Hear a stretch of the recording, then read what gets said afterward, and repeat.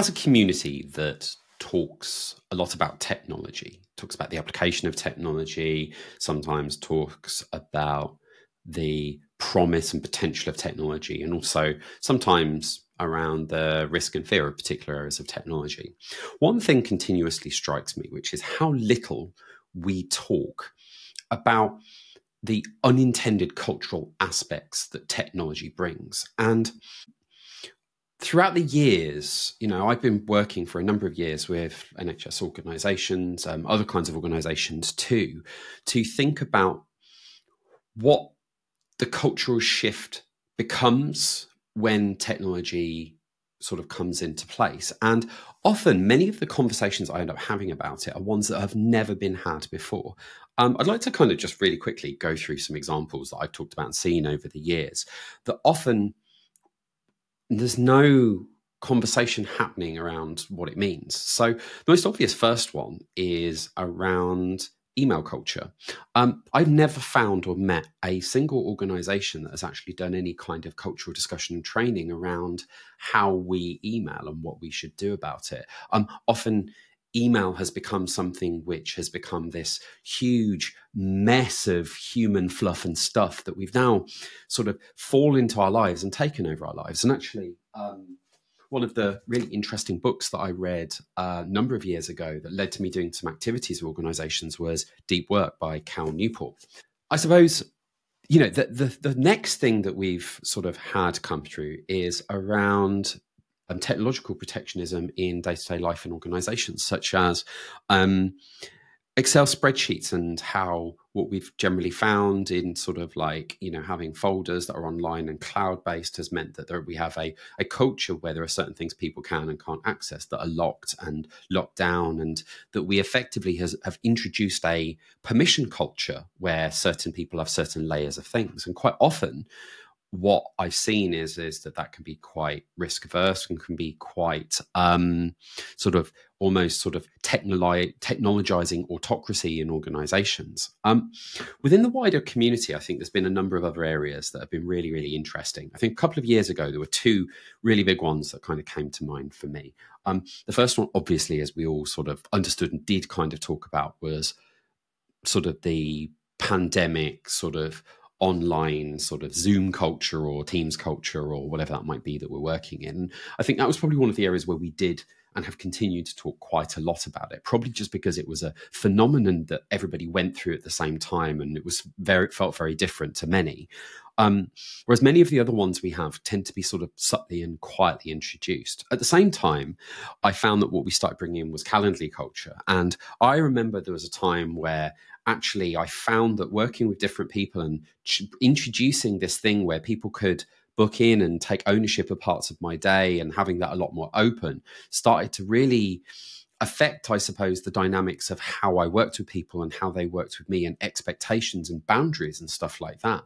And so my cultural work around that was having to make sure that I was really thinking about establishing boundaries, but then also communicating with others around what my boundaries were and setting different kinds of ways that people could take some of my time.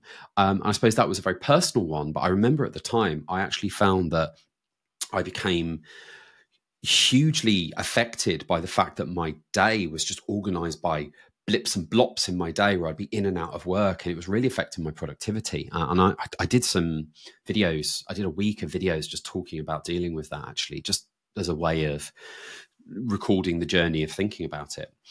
We've got a couple of really interesting ones that I think have been sort of coming in since.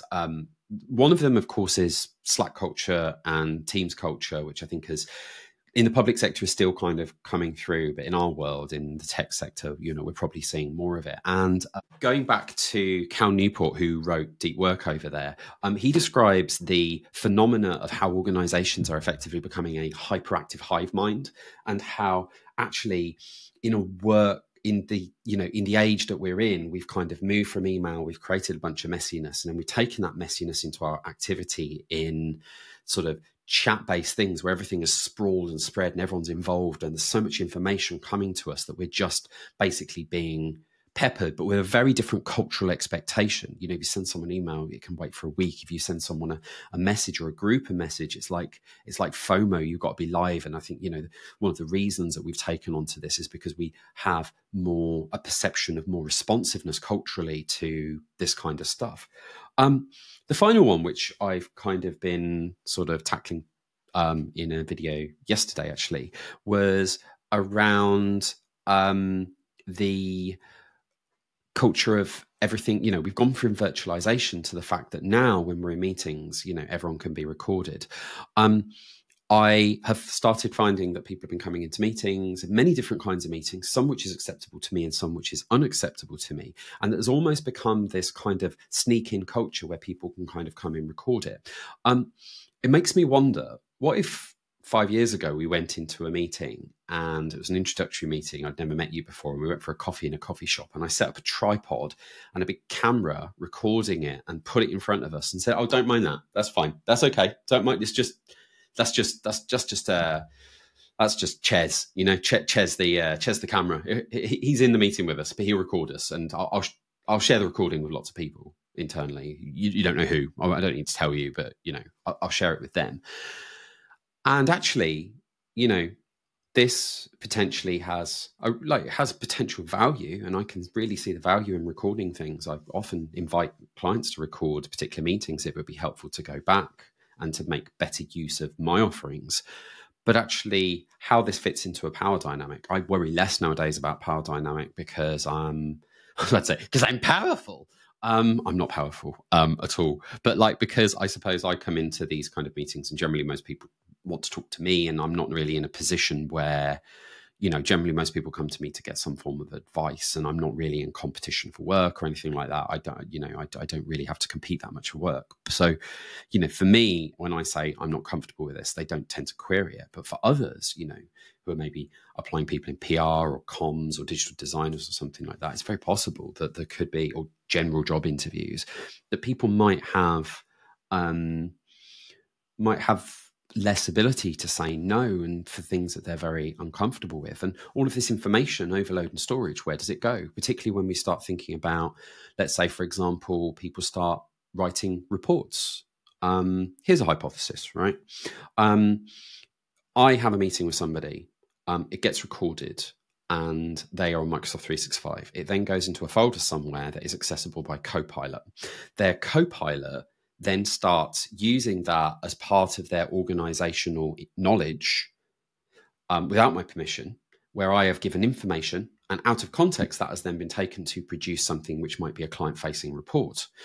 Inadvertently, my information, which I could have said is my intellectual property, or here's my model for how I do things, could then be sucked into this. And I think so the final element of what I see, I suppose, coming in terms of culture, and sorry, this is a long video, but I've got thoughts and feelings about stuff, is that actually, as we start using things like generative AI to start hoovering information up from different places, at the same time, when we are creating receptors, which, you know, things can take information and record it, capture it, transcribe it, and store it, then how does information exchange, not just within the public forum, because of course we're seeing cultural changes in our public forum as a result of LLMs, generative AI, you know, in terms of imagery, large language models, or, you know, videos, which I think is going to be the next big thing coming through. But actually, like, this is going to potentially play into a culture of sort of what is private when it's actually private. If we're having a meeting, it's different to us having something in the public discourse or on a YouTube interview or something like that. So there's a lot of conversations it feels like we need to have. And I want to just go back to my final point. Have a look around you. Look at the discussions around technology and ask yourself, where are we actively talking about how this influences culture?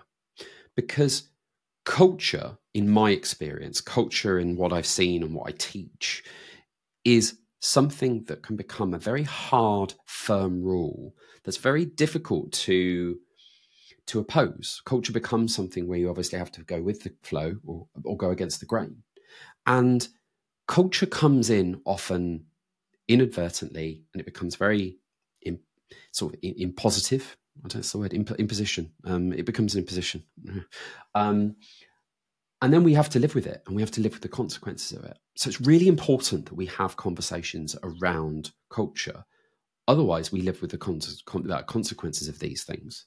Have a great day, and watch out for culture.